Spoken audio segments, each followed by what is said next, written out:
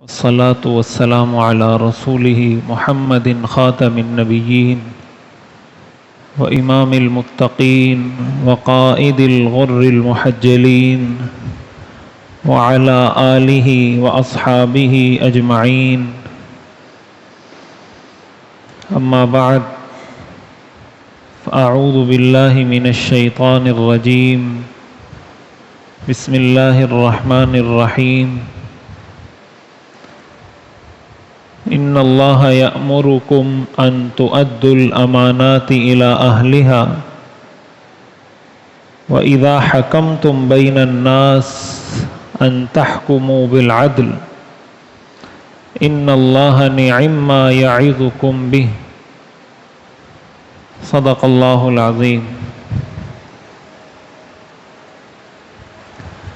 قرآن کریم میں اللہ تعالیٰ ارشاد فرماتے ہیں، ان اللہ یأمرکم، اللہ تمہیں اس بات کا حکم دیتا ہے، ان تؤدوا الامانات الی اہلہا، کہ تم امانت اس کے اہل کے سپرد کرو. وَإِذَا حَكَمْتُمْ بَيْنَ النَّاسِ، اور جب لوگوں کے درمیان فیصلہ کرو، فَاحْكُمُوا بِالْعَدْلِ، تو انصاف کے ساتھ فیصلہ کرو. ان اللہ نعم ما یعظکم بہ، اللہ کتنی بہترین نصیحت تمہیں کرتا ہے. اللہ نے نصیحت کی اور اس کے بعد فرمایا کتنی بہترین نصیحت ہے جو اللہ تمہیں کرتا ہے. دنیا میں جب انسان زندگی گزارتا ہے نا، تو یہ ہر انسان کی زندگی کا حصہ ہے کہ کچھ لوگوں کے ساتھ اس کے تعلقات اچھے ہوتے ہیں، کچھ کے ساتھ اچھے نہیں ہوتے. یہ ہر انسان کی زندگی کا حصہ ہوتا ہے. کوئی اس کے فیورٹ ہوتے ہیں، کوئی اس کے فیورٹ نہیں ہوتے. یہ انسان کی فطرت کا حصہ ہے. ایسا دنیا میں آپ کو کوئی شخص نہیں ملے گا جس سے دنیا کے سارے لوگ خوش ہوں. کوئی بھی شخص آپ کو ایسا نہیں ملے گا. لوگ اللہ سے خوش نہیں ہیں.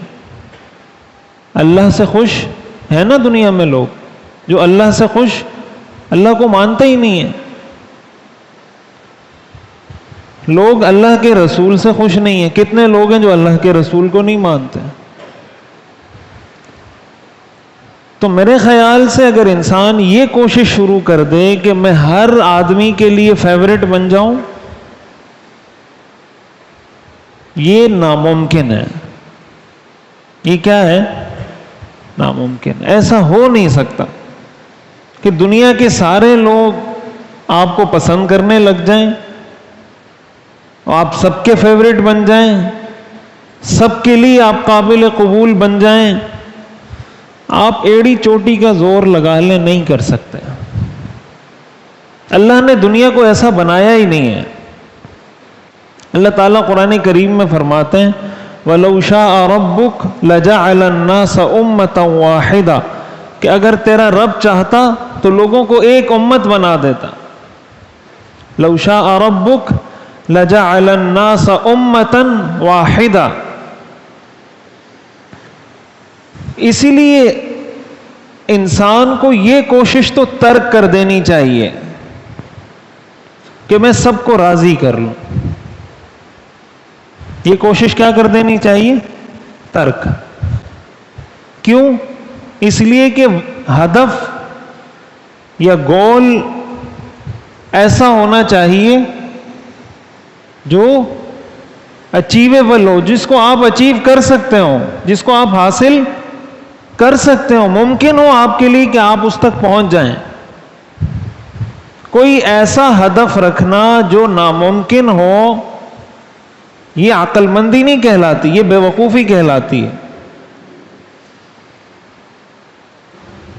آپ یہ تو کہہ سکتے ہیں کہ ہدف مشکل ہونا چاہیے تاکہ محنت زیادہ کرے آدمی، لیکن یہ نہیں کہہ سکتے کہ ہدف ایسی چیز ہو جو ناممکن ہو. اسی لیے کہا جاتا ہے کہ بھائی اگر آپ اس کوشش میں لگے رہیں گے کہ دنیا کے سارے لوگ مجھ سے خوش ہو جائیں، وہ کبھی بھی خوش نہیں ہوں گے. اس کی جگہ آپ ایک اور ہدف بنا لیں. وہ ہدف کیا ہے؟ اللہ کو خوش کر دیں.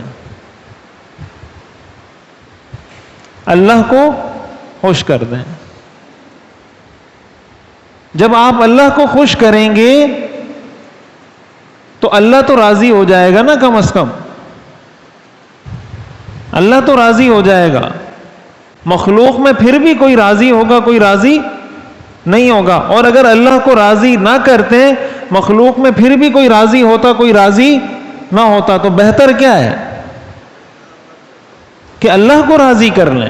یعنی اگر ایک آدمی اللہ کو راضی نہیں کرتا اور اس کو یہ رزلٹ ملتا ہے کہ دنیا کے سارے لوگ اس سے راضی ہو جاتے ہیں، تب تو بات سمجھ میں آتی ہے کہ چلو اس نے اللہ کو ناراض کیا لیکن دنیا کے سارے لوگ اس سے راضی ہو گئے، تو ٹھیک ہے، چلو مان لیا تھوڑی دیر کے لیے. لیکن ایسا نہیں ہوتا. تو اس سے بہتر یہ نہیں کہ آدمی اللہ کو راضی کر لے اور وہ جو پرانی حالت تھی وہ ویسی ہی ہے کہ اللہ کو راضی کرنے کے بعد بھی کچھ لوگ راضی ہیں، کچھ لوگ راضی نہیں ہیں، اور دنیا اسی طرح چلتی ہے. ہم لوگوں سے غلطی کیا ہوتی ہے کہ ہم اللہ کو ناراض کر دیتے ہیں اس چکر میں کہ لوگ ہم سے، وہ لوگ کوئی بھی ہو، وہ چاہے اولاد ہو، وہ بیوی ہو، وہ معاشرہ ہو، وہ سوسائٹی ہو، وہ والدین ہو، وہ کوئی بھی رہنے والے دنیا میں انسان. قرآن کریم میں آتا ہے نا، یا ایھا الذین آمنوا لا تلہکم اموالکم ولا اولادکم عن ذکر اللہ. اے ایمان والو، تمہارا مال اور تمہاری اولاد تمہیں اللہ کے ذکر سے غافل نہ کر دے. تمہارا مال اور تمہاری اولاد تمہیں اللہ کے ذکر سے غافل نہ کر دے. یہ جو قرآن میں فرمایا انما اموالکم و اولادکم فتنہ، کہ تمہارا مال اور تمہاری اولاد آزمائش ہے. یہ آزمائش کیوں ہے کہ بعض اوقات انسان اولاد کی محبت میں وہ کام کر بیٹھتا ہے جو جائز نہیں ہوتا، جو حلال نہیں ہوتا. اولاد کو خوش کرنے کے لیے وہ حرام کمانا شروع کر دیتا ہے کہ بیٹے نے کہا مجھے یہ چاہیے، مجھے سائیکل چاہیے، مجھے جناب کمپیوٹر چاہیے، مجھے فلاں چیز چاہیے. اب اس کے پاس حلال کی انکم میں اتنا ہے نہیں. اب وہ اپنے بچے کو دیکھتا ہے کہ میرا بچہ دیکھ رہا ہے پڑوسی والے کے پاس کمپیوٹر ہے، میرے پاس نہیں ہے. پڑوس میں بچہ ہے، اس کے پاس سائیکل ہے، میرے پاس سائیکل نہیں ہے. اب یہ حرام کمانا شروع کرتا ہے. کس کو خوش کرنے کے لیے؟ اولاد کو خوش کرنے کے لیے. اور جس اولاد کو حرام کھلا کر بڑا کریں گے، بڑا ہونے کے بعد وہ آپ کو کہے گی آپ نے ہمارے لیے کیا کیا ہے. کہتی ہے نا اولاد آج. پہلے تو یہ باتیں شاذ و نادر سننے کو ملتی تھی، آج کل تو بہت کامن ہو گئی ہیں. پہلے تو ہم سنتے تھے کہ ڈراموں میں یہ باتیں لوگوں کو سکھائی جا رہی ہیں کہ اولاد اپنے ماں باپ کو یہ کہہ رہی ہے کہ آپ نے ہمارے لیے کیا کیا ہے. پال نہیں سکتے تھے تو پیدا کیوں کیا. یہ تو ڈراموں میں سنتے تھے. آج ہمارے معاشرے میں یہ چیز آ گئی ہے. ڈراموں سے نکل کے حقیقت کی زندگی میں آ گئی ہے یہ چیزیں. تو اس کا مطلب یہ ہوا کہ جس اولاد کے لیے ساری زندگی حرام کمایا، اینڈ پر آ کر اس نے کہا ہمارے لیے کیا کیا ہے، تو انسان اس وقت سر پکڑ کے بیٹھتا ہے کاش میں حرام نہ کماتا، کاش اس اولاد کو راضی کرنے کے لیے میں اللہ کو ناراض نہ کرتا. کہ اللہ کو بھی ناراض کر دیا، بیٹا پھر بھی خوش نہیں ہے. کم از کم اگر اللہ کو راضی کیا ہوتا، حلال کمایا ہوتا، اور پھر آپ کو بیٹا یہ کہتا کہ آپ نے میرے لیے کیا کیا ہے، تو کم از کم یہ تسلی تو ہوتی کہ اللہ کو تو راضی کر کے رکھا ہوا ہے نا. کہ بیٹا میں نے حلال کمایا ہے، اللہ مجھ سے راضی ہے. تو یہاں تو وہ کہتے ہیں نا، نہ ملا خدا نہ وصال صنم، نہ خدا ملا نہ وصال صنم، کچھ بھی نہیں ملا، نہ اللہ ہاتھ آیا نہ صنم ہاتھ آیا. اللہ کے علاوہ جس چیز کو آپ اللہ کے مقابلے میں لا کے کھڑا کرتے ہیں وہ صنم ہے، وہ بت ہے. اللہ کے حکم کے سامنے جب آپ کسی کو لا کے کھڑا کر دیتے ہیں، وہ کوئی بھی ہو. آج جب کسی کو معاشرے میں کہا جاتا ہے بھئی یہ کام ناجائز ہے، مثال کے طور پر شادی ہو رہی ہے تو کہا جاتا ہے بھئی شادی میں یہ کام ناجائز ہیں، آپ اس میں ڈانس پارٹی نہیں کر سکتے، آپ اس میں میوزک نہیں چلا سکتے، آپ اس میں کوئی اس طرح کے حرام کام نہیں کر سکتے، اس میں آپ مخلوط محفلیں مکس گیدرنگ نہیں کر سکتے. تو لوگ کہتے ہیں یار خاندان والے ناراض ہو جائیں گے کہ یہ پتہ نہیں کہاں سے مولوی صاحب آ گیا ہے، تم سے پہلے تو کسی نے نہیں کیا یہ. ہمارے جب یہاں سے طلبہ پڑھ کے جاتے ہیں نا، کراچی میں لوگ آتے ہیں مختلف علاقوں سے پڑھنے کے لیے مدارس میں، پاکستان کے ہر علاقے سے ہی آتے ہیں. تو کراچی کو اس وقت علمی اعتبار سے، دینی علم کے اعتبار سے اللہ نے مرکز بنایا ہوا ہے. جتنے بڑے بڑے مدارس کراچی میں ہیں، اتنے بڑے بڑے مدارس اتنی تعداد میں پورے پاکستان میں نہیں ہیں، معیاری دینی مدارس. تو وہ جب یہاں سے سیکھ کے جاتے ہیں تو گاؤں میں تو ایک الگ کلچر ہوتا ہے، ایک الگ لوگوں کا لائف اسٹائل ہوتا ہے. وہ وہاں جا کے لوگوں کو بتاتے ہیں کہ بھائی یہ ناجائز ہے، یہ جائز ہے، یہ حرام ہے، یہ حلال ہے. تو وہاں کے لوگ آگے سے جواب میں کہتے ہیں تم کراچی سے نئے نئے پڑھ کر آئے ہو، آج تک تو ہم نے یہ مسئلہ کبھی نہیں سنا تھا. تم کراچی سے آئے ہو، ابھی جمعہ 2 دن ہو، تمہیں ہفتہ ہوا نہیں ہے اور تم آ کے ہمیں کہہ رہے ہو حلال ہے حرام ہے. آج تک تو ہم نے زندگی گزاری، ہمیں کسی نے نہیں بتایا. تو ان کو ایک نئی بات لگ رہی ہوتی کہ یہ بھی دین ہے، اس کا بھی اسلام سے کوئی تعلق ہے. تو بعض اوقات انسان کیا ہے کہ خود اس کو علم نہیں ہوتا. وہ عربی کا ایک مقولہ ہے، الناس اعداء لما جہلوا، الناس اعداء لما جہلوا. انسان اس چیز کا دشمن ہوتا ہے جس کا اس کو پتہ نہیں ہوتا. جس چیز کا اس کو پتہ نہیں ہوتا اس کا وہ کیا ہوتا ہے؟ دشمن ہوتا ہے. الناس اعداء لما جہلوا. تو جب اس کو کوئی بتاتا ہے تو بجائے اس کے کہ وہ آپ کو کہے آپ کا شکریہ، آپ کی مہربانی کہ آپ نے میرے علم میں اضافہ کیا، وہ کہتے ہیں بھائی تم کہاں سے یہ چیزیں لے کر آ گئے. اصل میں ہمارے ہاں دین کا، یہ تو میں مثال اس لیے دے رہا ہوں کہ ہمارے ہاں دین کا جو تصور ہے وہ بہت لمیٹڈ ہے، بہت زیادہ لمیٹڈ ہے. ہم تو یہ بات کر کر کر کے تھک گئے، بتا بتا کے، کہ دین مکمل ضابطہ حیات ہے.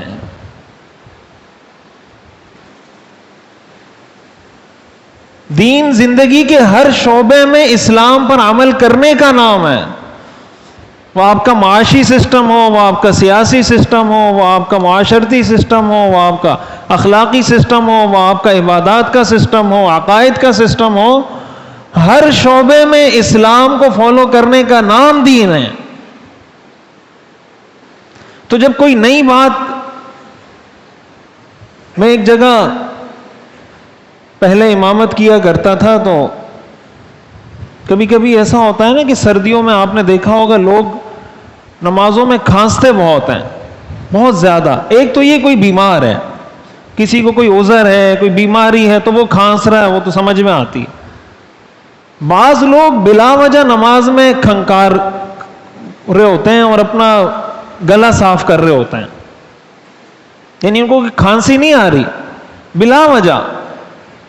تو فقہا نے یہ مسئلہ لکھا ہے کہ اگر آدمی بلا وجہ نماز میں یہ حرکت کرے یا کھانسے یا اپنا گلا اس طریقے سے صاف کرے کہ اس کی وجہ سے اس کے منہ سے ایسی آواز نکلے جس سے کچھ حروف بن جائیں، اس سے نماز فاسد ہو جاتی ہے. یہ ایسا ہی کوئی آدمی نماز میں بات کر لیتا ہے، جیسے آپ نماز میں کسی کو کہیں کیا حال ہے، تو نماز فاسد ہو گئی نا. نماز کیا ہو گئی؟ فاسد ہو گئی. تو اگر کوئی بلا وجہ نماز میں کھانستا ہے، بلا وجہ، بغیر عذر کے، بغیر بیماری کے، اور گلا صاف کر رہا ہے، کبھی کھانس رہا ہے، کبھی کیا کر رہا ہے، اور اس سے کچھ حروف بن کے نکل جائیں اس کے منہ سے، تو اس کی نماز کیا ہو جاتی ہے؟ فاسد ہو جاتی ہے. میں نے یہ مسئلہ بیان کیا تو نماز کے بعد ایک صاحب میرے پاس آئے، مفتی صاحب ہم نے تو زندگی میں یہ مسئلہ کبھی نہیں سنا، یہ کہاں سے مسئلہ لے کر آ گیا؟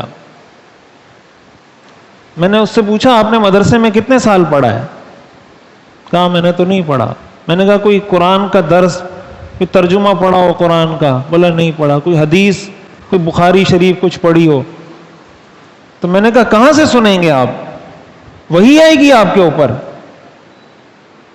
کہاں سے؟ قرآن آپ نے نہیں پڑھا، حدیث آپ نے نہیں پڑھی، کوئی آپ قرآن حدیث کا، دین کا علم آپ نے حاصل نہیں کیا، اور آج مفتی صاحب نے مسئلہ بتایا تو آپ کہہ رہے ہیں یہ مسئلہ تو ہم نے کبھی، تو کہاں سے سنیں گے؟ مفتی صاحب ہی بتائیں گے تو سنیں گے نا. آج پہلی دفعہ سنا ہے، کل دوسری دفعہ سن لیں گے. یہ ہے اس کا مطلب جو میں نے آپ کو بتایا نا. عربی میں کہتے ہیں الناس اعداء لما جہلوا، انسان اپنے اس چیز کا دشمن ہوتا ہے جس کا اس کو علم نہیں ہوتا. جب اس کو بتایا جاتا ہے تو وہ دشمن بن جاتا ہے اس کا.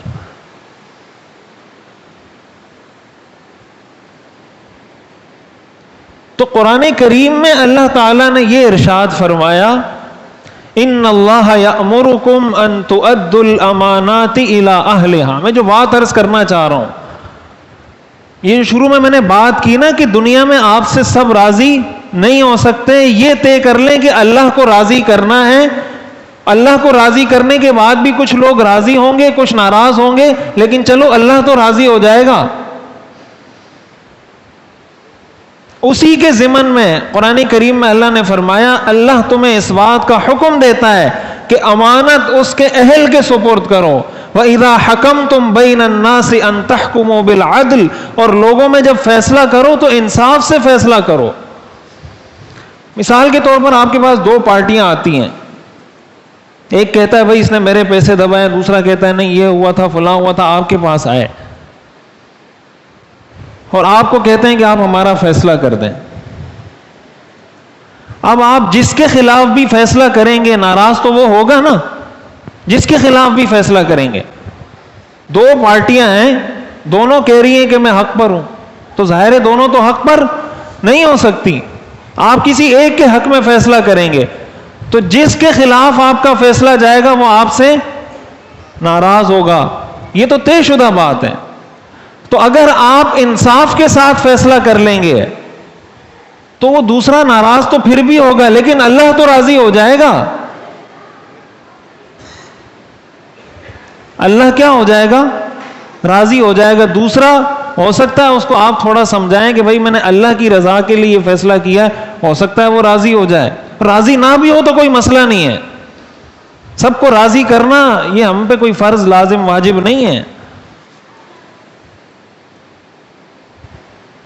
اور اگر آپ اللہ کے حکم کو پیچھے چھوڑ کر اس لیے فیصلہ کرتے ہیں کہ یہ میرا رشتہ دار ہے، یہ میرا بھائی ہے، یہ میرا چچا ہے، یہ میرا دوست ہے، یہ میری پارٹی کا ہے، تو اس لیے اسی کے حق میں فیصلہ دینا ہے، تو ناراض تو آپ سے وہ دوسرا پھر بھی ہوگا جس کے خلاف آپ نے فیصلہ دیا ہے، لیکن ساتھ ساتھ اللہ بھی ناراض ہو جائے گا.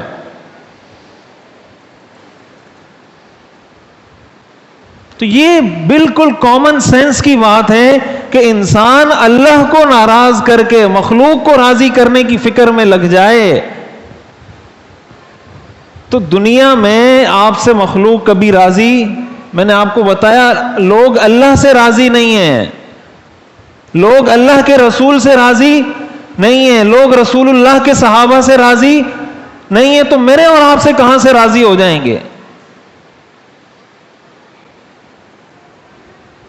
ہمارے ہاں جو مسائل کی جڑ ہے وہ یہ چیز ہے ہمارے ہاں جو میرٹ پر فیصلے نہیں ہوتے، ہمارے ہاں جو میرٹ پر لوگوں کو جابز نہیں ملتی، ہمارے ہاں جو میرٹ پر لوگ اہل، جو جس عہدے کا اہل ہے اس عہدے تک نہیں پہنچتا، اس کی بنیادی وجہ کیا ہے؟ یہ تو اس کا پھر دوسرا ایک امپیکٹ ہے کہ آپ نے کسی ایک آدمی کو راضی کرنے کے لیے پوری قوم کا مستقبل داؤ پہ لگا دیا کہ یہ میرا بھائی ہے، یہ اس عہدے کا اہل نہیں ہے، یہ میری پارٹی کا ہے، یہ اس عہدے کا اہل نہیں ہے، لیکن میری پارٹی کا ہے اس لیے اس نے مجھے ووٹ دیا تھا، اس کو میں نے یہ جاب دینی ہے، یہ نوکری اس کو میں نے دینی ہے اس لیے کہ اس نے مجھے ووٹ دیا، اگرچہ یہ نااہل ہے۔ تو اس کو تو یہ فائدہ ہو جائے گا جس کو آپ نے جاب دلائی ہے کہ اس کو چلو مہینے کے 50-60 ہزار، 1 لاکھ 2 لاکھ تنخواہ مل رہی ہے۔ اس ایک نااہل آدمی کو کرسی پر بٹھانے کی وجہ سے نقصان کتنے لوگوں کا ہو رہا ہے؟ اس سے لوگ دن میں کتنی مرتبہ اس کے ساتھ ڈیلنگ کر رہے ہیں، اور ہر آدمی آ کے ظلم کا شکار ہو رہا ہے۔ کسی کو یہ کہتا ہے رشوت دو، کسی کو یہ کہتا ہے تمہارا کام نہیں ہوگا، کسی کو کہتا ہے وہ کام کروا دو تو یہ کام ہو جائے گا۔ کتنے لوگ ظلم کا شکار ہو رہے ہیں؟ سبب کون بنا؟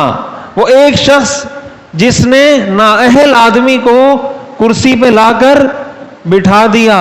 تو جتنے لوگوں پر یہ ظلم ہو رہا ہے ان سب کی بد دعائیں آپ کو بھی لگیں گی۔ پھر لوگ آ کے ہم سے کہتے ہیں پتہ نہیں کیا گناہ ہو گیا، میں تو نماز بھی پڑھتا ہوں لیکن میرے کوئی حالات سیٹ نہیں ہو رہے۔ نماز پڑھنے سے حالات سیٹ نہیں ہوتے، اسلام پر عمل کرنے سے حالات سیٹ ہوتے ہیں۔ وہ جو نااہل آدمی کو بٹھایا تھا وہ اسلام نہیں تھا، وہ آپ اسلام سے بغاوت کر رہے تھے۔ اسلام آپ کو کہہ رہا تھا اہل آدمی کو بٹھائیں۔ وہ جو آپ نے اسلام سے بغاوت کی، ابھی جو آپ پہ برے دن آئے ہیں یہ نماز پڑھنے سے ٹلیں گے نہیں، یہ ان لوگوں سے معافی مانگنے پر ٹلیں گے جس پر آپ کی وجہ سے ظلم ہوا ہے۔ اور یہ ناممکن ہے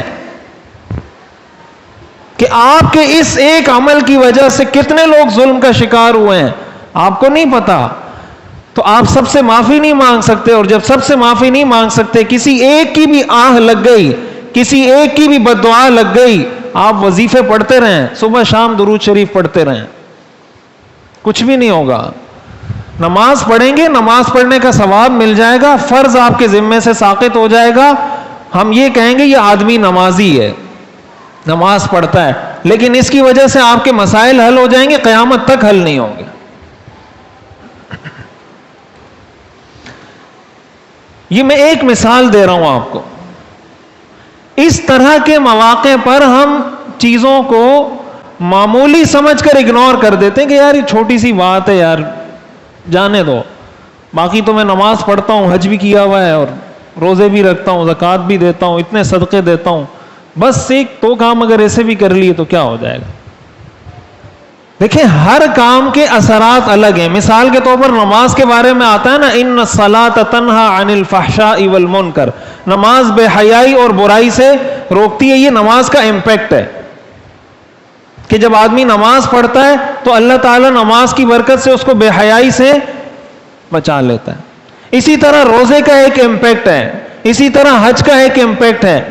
یہی امپیکٹ گناہوں کے بھی ہیں کہ نماز نہ پڑھنے کا نقصان کیا ہوگا، روزہ نہ رکھنے کا نقصان کیا ہوگا، زکوٰۃ نہ دینے کا نقصان کیا ہوگا، نااہل آدمی کو کرسی پر بٹھانے کا نقصان کیا ہوگا، کسی پر ظلم کرنے کا نقصان کیا ہوگا۔ مثال کے طور پر آدمی کھانا کھاتا ہے تو بھوک مٹ جاتی ہے، پانی پیتا ہے تو پیاس مٹ جاتی ہے۔ اگر ایک آدمی کھانا کھاتا رہے اور کہے میں تو کھانا کھا رہا ہوں، پیاس نہیں مٹ رہی، پیاس بجھ نہیں رہی میری، تو آپ اس کو کیا کہیں گے کہ پیاس کھانا کھانے سے نہیں بجھتی، پیاس پانی پینے سے بجھتی ہے، اور پانی آپ پی نہیں رہے، آپ نمازیں تو پڑھ رہے ہیں لیکن حقوق العباد ادا نہیں کر رہے ہیں۔ تو کھانا کھانا اچھی چیز ہے، آپ کھائیں، آپ کا پیٹ بھرا رہے گا، لیکن پیاس آپ کی قیامت تک نہیں بجھے گی. ہمیں یہ ساری چیزیں اپنی زندگی کے عام معمولات میں بڑی آسانی سے سمجھ میں آ جاتی ہیں, لیکن جب بات اسلام کی آتی ہے ہمیں سمجھ میں نہیں آتی. بہت سے لوگ کہتے ہیں نا کہ تقدیر میں اللہ نے سب کچھ لکھ دیا ہے تو پھر عمل کرنے کا کیا فائدہ ہے. جس نے جنت میں جانا ہے اس نے جانا ہے, جس نے جہنم میں جانا ہے اس نے, تو پھر عمل کرنے کا کیا فائدہ. اکثر لوگ یہ سوال کرتے ہیں پھر نماز کس لیے پڑھ رہے ہیں, روزہ کس لیے رکھ رہے ہیں. تو بھائی جس طرح اللہ نے یہ تقدیر میں لکھ لیا ہے, اللہ نے رزق بھی تقدیر میں لکھ رکھا ہے. اللہ نے رزق بھی, تو روزانہ صبح 8 بجے کیا کرنے جاتے ہیں آپ؟ روزانہ صبح 8 بجے نکلتے ہیں, 9 بجے آفس پہنچتے ہیں کہ 1 منٹ بھی دیر نہ ہو جائے, اور فکس ٹائم پہ نکلتے ہیں, فکس ٹائم پہ آتے ہیں. کیوں؟ اللہ کی تقدیر پر بھروسہ نہیں ہے کہ اللہ نے رزق تقدیر میں لکھ رکھا ہے. کہتے ہیں وہ تو ہے لیکن ہمیں بھی تو کچھ ہاتھ پیر مارنے پڑیں گے. تو جہاں پیسہ آ رہا ہے وہاں یہ اعتراض ہو ہی نہیں رہا. جہاں پیسہ آ رہا ہے وہاں اعتراض ہی نہیں ہو رہا, اور جہاں ثواب مل رہا ہے تو کہتے ہیں اللہ نے لکھ لیا تقدیر میں, تو نماز پڑھیں نہ پڑھیں بات تو ایک ہی ہے. اللہ غفور الرحیم ہے, تو اللہ تو رزاق بھی ہے. جیسے اللہ غفور ہے اسی طرح اللہ رزاق بھی ہے, اللہ رازق بھی ہے. تو آپ کو آپ کی محنت کے بغیر اللہ رزق نہیں دے سکتا. اللہ دے سکتا ہے, اللہ کی قدرت میں ہے, لیکن اللہ کا قانون نہیں ہے. دنیا کو اللہ قانون پر چلاتا ہے, قدرت میں نہیں چلاتا.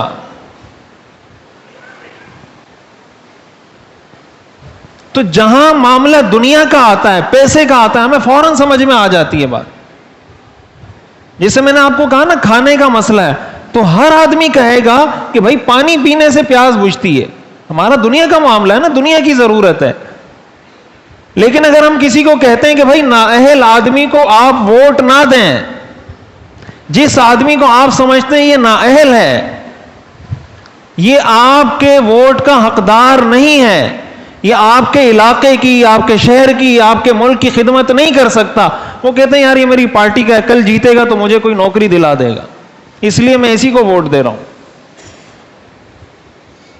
کل جیتے گا تو مجھے کوئی نوکری دلا دے گا, مجھے کوئی کام میرا کرا دے گا, یہ کر دے گا. اپنے ذاتی مفاد کے لیے آپ نے قوم کے مفاد کو قربان کر دیا. اب اس کے آنے کے بعد جو ظلم ہوگا تو آپ کیا سمجھتے ہیں, آپ اس میں شریک نہیں ہوں گے؟ جس آدمی نے یہ فیصلہ کیا تھا وہ اس گناہ میں شریک نہیں ہوگا. اب جب وہ شریک ہوگا اور اس پر اللہ کا کوئی عذاب آئے گا, کسی پریشانی میں اللہ مبتلا کرے گا, اور پھر وہ کسی مفتی صاحب کے پاس آئے گا, مفتی صاحب کوئی تعویذ دے دو, میرے گھر پہ کوئی جنات جادو کے اثرات ہو گئے. تو جناب وہ جنات جادو کے اثرات نہیں ہیں, آپ کے ووٹ کی وجہ سے جو ہزاروں لوگوں پر ظلم ہو رہا ہے اس کی نحوست ہے. یہ ہمیں سمجھ میں نہیں آتا. کہتے ہیں یہ میری پارٹی کا ہے, یہ میری برادری کا ہے, یہ میری زبان کا ہے, یہ میری قوم کا ہے, اس بیس پر ہم لوگوں کو ووٹ دیتے ہیں. حدیث شریف میں آتا ہے حبک الشیء یعمی ویصم, کسی چیز کی محبت انسان کو اندھا اور بہرا کر دیتی ہے. حضرت علی رضی اللہ تعالی عنہ کا قول ہے احبب حبیبک ہونا ما عسى ان يكون بغيضك يوما ما, جس سے محبت کرنی ہے اعتدال میں رہ کے محبت کرو, کل کو وہ تمہارا دشمن بھی بن سکتا ہے. وابغض بغيضك هونا ما, جس سے دشمنی کرنی ہے اعتدال میں رہ کے دشمنی کرو. عسى ان يكون حبيبك يوما ما, ہو سکتا ہے کل وہ تمہارا دوست بن جائے.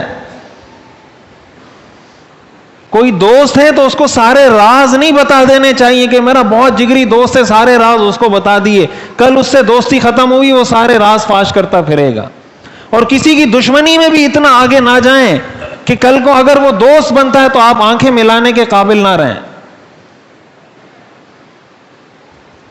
قرآن کریم کی اس آیت کا یہ مطلب ہے ان اللہ یأمرکم ان تؤدوا الامانات الى اہلها, اللہ تمہیں اس بات کا حکم دیتا ہے کہ امانت اس کے اہل کے سپرد کرو.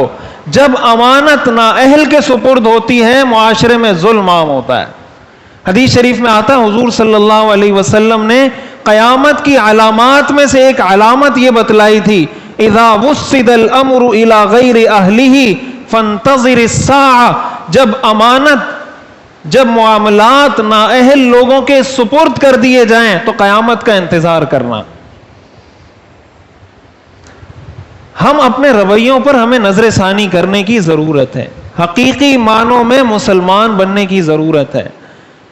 میں آخری بات کہہ کے بات ختم کرتا ہوں، یہ یہود و نصارہ کو جو اپنے اوپر اتنا گھمنڈ تھا نا کہ ہمیں اللہ جہنم میں نہیں ڈالے گا، وہ کہتے تھے نحن ابناء اللہ، ہم اللہ کے بیٹے ہیں۔ یہ قرآن کی آیت ہے کہ یہود و نصارہ کہتے ہیں ہم اللہ کے بیٹے ہیں، تو اللہ نے فرمایا فَلِمَ يُعَذِّبُكُمْ بِذُنُوبِكُمْ، اللہ تمہارے گناہوں کی وجہ سے تمہیں عذاب کیوں دیتا ہے؟ وہ کیوں کہتے تھے ہم اللہ کے بیٹے ہیں؟ وہ اس لیے کہتے تھے کہ اللہ نے یہودیوں سے جنت کا وعدہ کر رکھا تھا۔ یہودیوں سے اللہ نے حضرت عیسیٰ علیہ السلام کے ماننے والوں سے جنت کا، لیکن وہ وعدہ اس ٹائٹل کے ساتھ نہیں تھا کہ جس کو آپ نے یہودی کا ٹائٹل دے دیا وہ جنت میں جائے گا۔ وہ وعدہ اس چیز کے ساتھ تھا کہ آپ کا عقیدہ وہ ہو جو حضرت موسیٰ علیہ السلام کا ہے، آپ کا عمل بھی وہ ہو جو حضرت موسیٰ علیہ السلام کا ہے۔ اگر آپ کا عقیدہ بھی حضرت موسیٰ علیہ السلام کے عقیدے کے خلاف ہے، آپ کا عمل بھی حضرت موسیٰ علیہ السلام کے عمل کے خلاف ہے، تو آپ اپنے آپ کو یہودی کہیں، نصرانی کہیں، ان سے جنت کا وعدہ۔ ان کو یہ غلط فہمی تھی کہ اللہ نے کہہ دیا تو ہم یہودی ہیں، ہم جنت میں جائیں گے۔ یہی معاملہ ہمارے ساتھ ہے۔ ہم کہتے ہیں ہم مسلمان ہیں، ہم جنت میں۔ مسلمان ہونے کا مطلب جس کا عقیدہ رسول اللہ صلی اللہ علیہ وسلم کے عقیدے کے مطابق ہو، جس کا عمل رسول اللہ صلی اللہ علیہ وسلم کے عمل کے مطابق ہو۔ تو اگر ہمارا عمل ان کے مطابق نہیں ہے اور ہم اس آسرے پر بیٹھے ہیں کہ ہم مسلمان ہیں، ایک مسلمان گھرانے میں پیدا ہوئے ہیں، قرآن کی آیت کا ہرگز یہ مطلب نہیں کہ جو آدمی کسی مسلمان گھر میں پیدا ہوا وہ جنت میں جائے گا۔ حدیث میں آتا ہے لَيَأْتِيَنَّ عَلَى النَّاسِ زَمَانٌ، لوگوں پر ایک زمانہ ایسا آئے گا يُصْبِحُ الرَّجُلُ مُسْلِمًا، کہ صبح مسلمان ہوگا، وَيُمْسِي كَافِرًا، شام کو کافر ہوگا، وَيُمْسِي مُؤْمِنًا، رات کو مسلمان ہوگا، وَيُصْبِحُ كَافِرًا، صبح کافر ہو جائے گا۔ یہ کوئی تو ہوگا نا، آخر اس کو پتہ نہیں چل رہا ہوگا، اسی لیے تو حضور نے فرمایا اس زمانے میں احتیاط کرنا، ایسا نہ ہو کہ صبح مسلمان رات کو کافر، رات کو مسلمان صبح کافر۔ حقیقت میں مسلمان بننے کی ضرورت ہے، اسلام پر عمل کرنے کی ضرورت ہے۔ اللہ تعالی ہمیں حقیقی معنوں میں سچا اور پکا مسلمان بنائے۔ وآخر دعوانا الحمدللہ۔